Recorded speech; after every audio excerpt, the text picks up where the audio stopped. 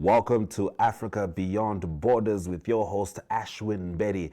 This is the very first episode of Africa Beyond Borders, a show where we delve into the stories of Africans living in the diaspora, experiencing different lives, and of course tying it to back home. Today we are in Cape Town, yes, Table Mountain, Cape Town, a vibrant city full of arts, creativity, energy, and everything that can make people want to just live and stay in such a beautiful coastal place. But we're not in Cape Town for no reason whatsoever. We are there specifically because we'll be connecting with Anne Hambuda, a gifted writer, talented vlogger, and insightful storyteller who's going to be telling us about her experiences in Cape Town. And of course, maybe she does miss home, and she'll also delve into that with us. This is Africa Beyond Borders.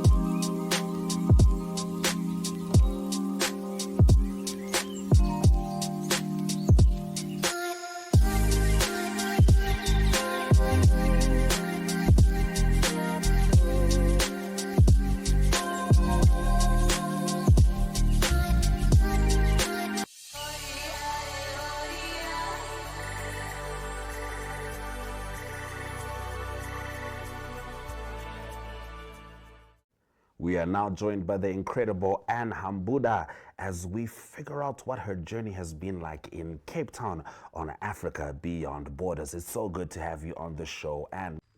Hi Ashwin, thank you so much for having me on the show. I am so excited to be here. Let me get straight into it.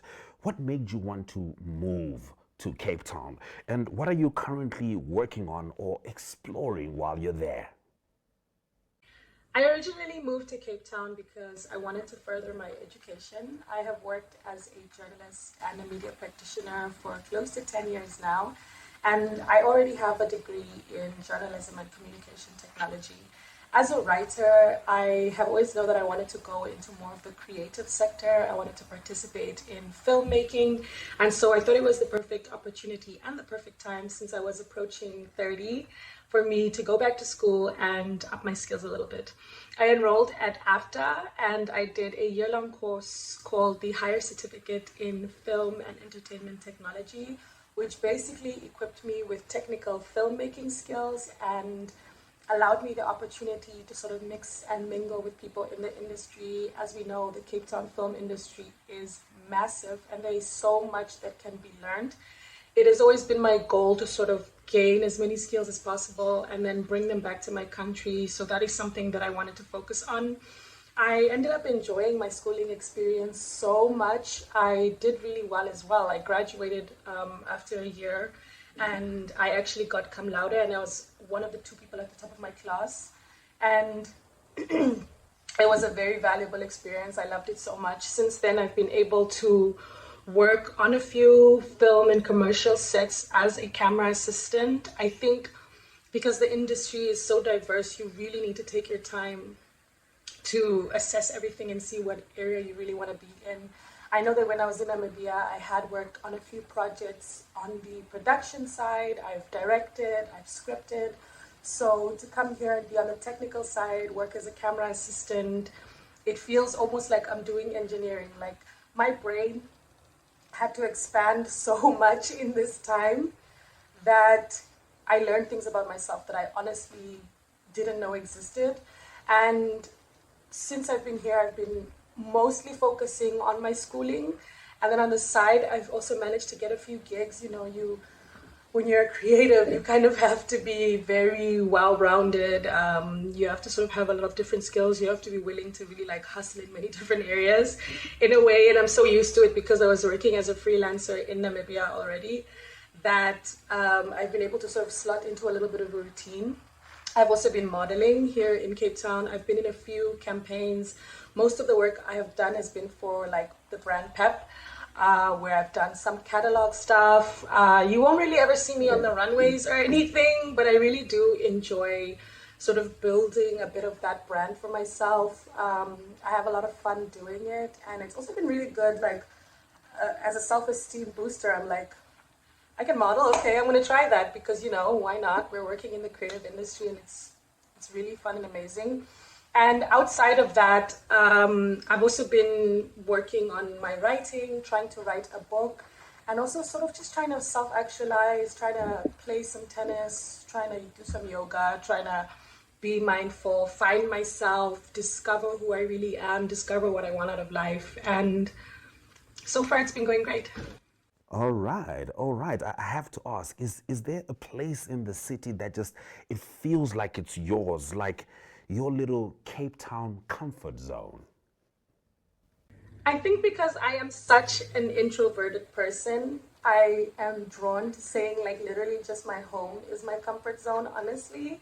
I don't want to sound cliche or anything, but I did take a lot of time to sort of curate my space and the way that I live my life in such a way that I'm very happy and comfortable when I'm at home and I feel very super safe. Um, when I was in Namibia, I never really had my own place that really felt like it was mine, like it was something that I stamped my own personality onto. I obviously lived on my own for a few years already back home. So I've had flats, I've had backyard rooms that I've really enjoyed. And like I said, I'm very introverted, so I'm indoors a lot. And I've enjoyed those spaces so much. But like for the first time in my life, I feel like I've taken charge of my identity, of who I am, of where my life is going. And so just being able to like lie in my bed or sit on my couch or sit in my backyard, even with its plants and with its beautiful sunshine, has been something so comforting to me. And if I have to pick a second place, I would say the tennis court. I started playing tennis last year as a birthday present to myself because I turned 30 in January this year. I knew that I wanted to do something that would keep me healthy, fit, and that I would have fun with. So the tennis court has really become a place where I feel super, super, super comfortable, super at home. Um, the way I use my body and the way I use my brain and the way I feel when I'm playing, getting to see the sun rising while I'm on the tennis court, it is such a beautiful experience. And I think like somewhere where I am truly, truly, truly happy. And so I'm like grateful. So, living away from home just reshapes your life in ways that one can never expect, especially when you're a creative now. And has living in Cape Town influenced your writing style and the kinds of stories that you find yourself wanting to tell? Um, I definitely think that traveling has managed to expand my mind in many ways. There are things that I would not have thought of if I was still back home. Um, Maybe not even necessarily being in Cape Town, but I think just being able to be around different types of people, putting yourself in situations where you're getting sort of a culture shock, learning that everybody has their own way of thinking and reasoning and being. I think being able to experience that firsthand and being able to see like how different the world really is and how we are all individuals with our own stories, like that has been such an amazing learning experience for me. So even with my writing, it is adapted in a way where I now want to tell diverse stories. I now want to shed light on things that maybe not everybody's talking about or maybe not everybody knows about, right? And this is to go for my like journalistic writing as well as my creative writing. I have heard new stories, I've seen new experiences, I've engaged with people in different ways that has made me see like, wow, everyone on this earth really has a unique story to tell. And I also think that there is no story on earth that's like too fantastical or too crazy either, because reality is just so much more interesting than any set of fiction could ever be. And I think that's what makes being a creative so cool, that you get to learn from these experiences. So being in Cape Town definitely has influenced my writing, yes. Aside from just what I've experienced out there in the world, I think also just internally being mentally healthier than I've ever been in my life has been one of the greatest catalysts, I would say, that has helped me become a stronger writer and a stronger creative. And I wouldn't exchange this experience for the world, honestly. Like, I think that we all deserve to live like in bliss and in happiness. And I spent many years thinking that I could only write from a place of like sadness. Like, I used to do spoken word, and it was always such a healing experience for me. And I actually stopped doing poetry a couple of years ago, like really seriously doing poetry, because I just wasn't so sad all the time. You know what I mean? Like, now I'm actually genuinely happy. And I thought like, oh, I don't even know how to be a poet anymore, because life is too good for me to be brooding over a piece of paper with a pen. You know what I mean? And I really thought that it would impact me negatively, like now that I'm happy and I'm fulfilled and I'm in the city that I love. But that is not actually true, because like I said, there are so many more experiences out there that I just did not know enough about. And I have been able to develop into someone that can write and create and work and be productive from a place of happiness and fulfillment. So absolutely, absolutely, being in Cape Town has improved and changed my writing.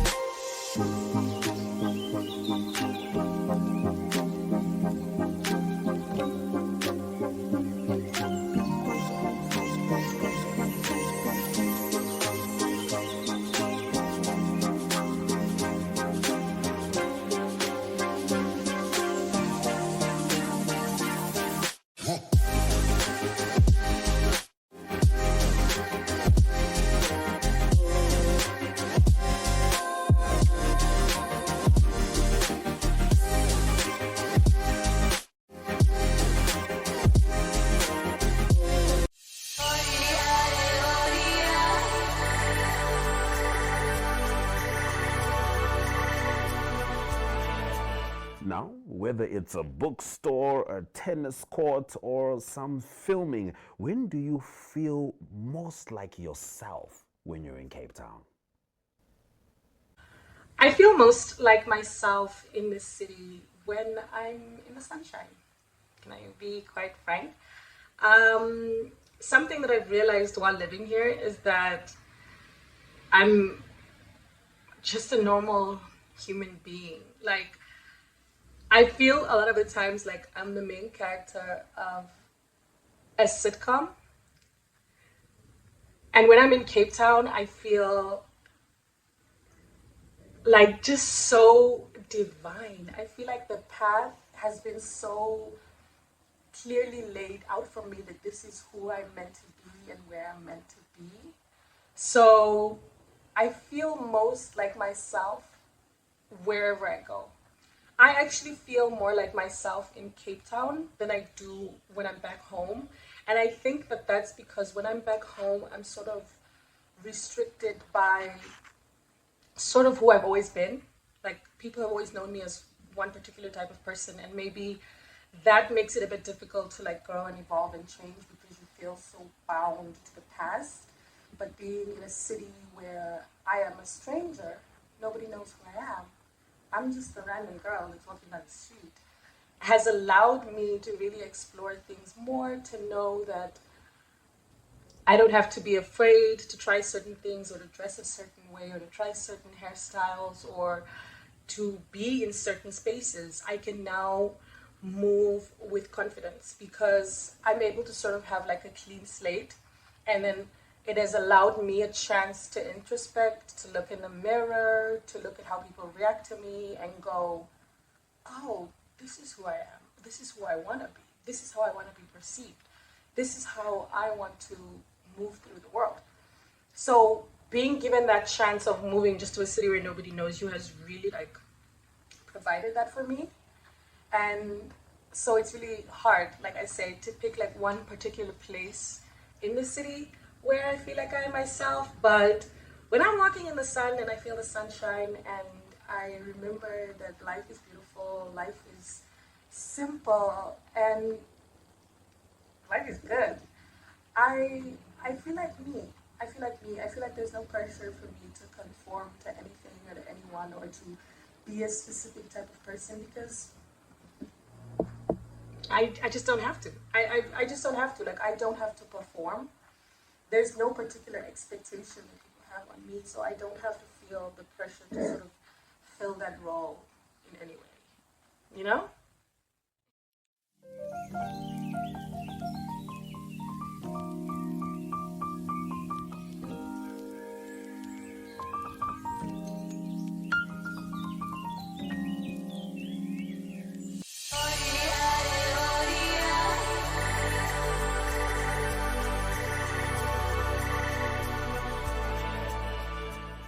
No matter where you go, home always echoes. Now, these are the questions I have to ask Anne.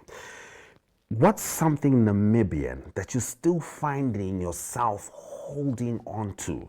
You know, just maybe it's a phrase, maybe it's a dish, you know, kapana, or maybe it's a mindset.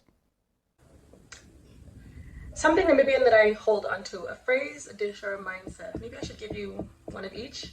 A phrase, I'm always saying like like it's and sometimes a South African person will be like, what are you saying? And I'm like, girl, I am shook right now and I don't know how else to express it. You know what I mean? And I just love it so much. I think that a dish that I hold on to that is very Namibian that I don't want to let go of is maybe our biltong and our red meat. Like, I know that every Namibian out there is just like me when they're like, oh yeah, there's no meat that comes close to Namibian meat. Like, absolutely not. Like, I'm willing to wait a couple of months until I'm back home before I eat red meat again because I just know it's going to be so good back home. And all the time, like, South Africans or people that I know around Cape Town are always trying to convince me that I'm wrong. And I'm just like, girl, you come play with the Namibian, we know our meat, you know? And they'll try and have me taste their biltong, or they'll try and have me taste this particular steak, and I'm just like, absolutely not. Like, I come from Namibia, okay? I come from Namibia. And then maybe a mindset. What mindset do I hold on to still as a Namibian? I think I'm still a small town girly. Like, I get very overwhelmed by how big this city actually is. And for me, it's just so wild that so many people, about 4.6 million of them, can live in one place. When I'm at the malls, when I'm in town, when I'm on the street, I'm just always so amazed at how many people there are in the world, actually. And I think that everybody should have a small town mentality. Everybody should treat each other like we're so few and we only have each other. Because sometimes when the city's like super big, there's this like disposability of each other. Like there's a next one that can come along. If you're not gonna be here, somebody else will do it type of energy. And I guess it's good because it makes people super competitive in Cape Town. But then I think that there's also like a bit of this humanity that's lost. And it would be nice to bring that humanity back that I think like small countries have, because it's like people make these jokes like, oh, there's only 3 of you in the desert over there. And I'm like, yeah, so we need to stick together. That's what needs to happen.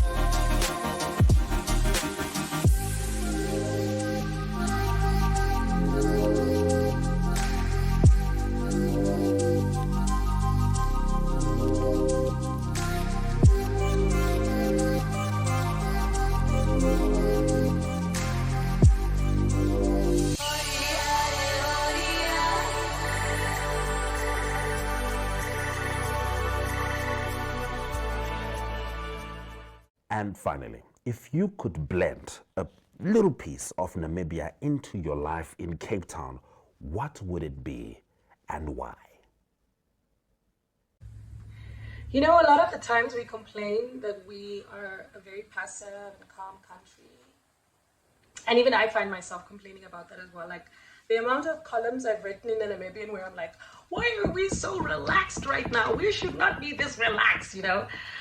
It can be frustrating at times, but I think that when I really think about it deeply, and I know that you and I have even spoken about like Namibia's past and the fact that we are coming from war, and war leaves an impression on its people, and so people are not going to want to so easily go back to unrest, right? And I think that once I thought about that a little bit more, I started to really understand what it is to be Namibian and who Namibian people are. And if I could impart that to other countries, I think I would share that. And that's the fact that Namibians can stay calm. I know that if anything is to happen, if there's unrest in the world or if there are any problems, like I'm jumping on a plane and going straight home. Like I'm going to be so quickly back in my own country, because I know that I can trust us to stay calm. And I think that that is the little piece of Namibia that I would bring here, because it's wild here. It's like really the wild, wild west. I won't lie to you. Like, I love it because I love chaos also, but it's wild.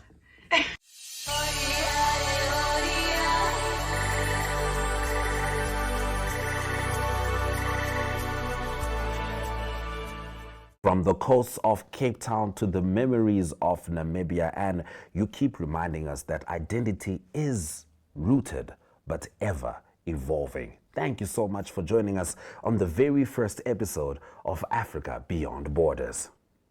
Thank you so much for having me. It was such a pleasure. Yes. So, from me, Ashwin Betty, on the first episode of Africa Beyond Borders, thank you very much for joining us. We're going to be back same time, same place next week. DSTV 285, GoTV 25, oneup2.com, and Network Media Hub on YouTube. We plan on talking to all Africans across the world, not necessarily just Namibians, just the entire African collective, as we get to understand our experiences away from home and, of course, beyond borders. Good night.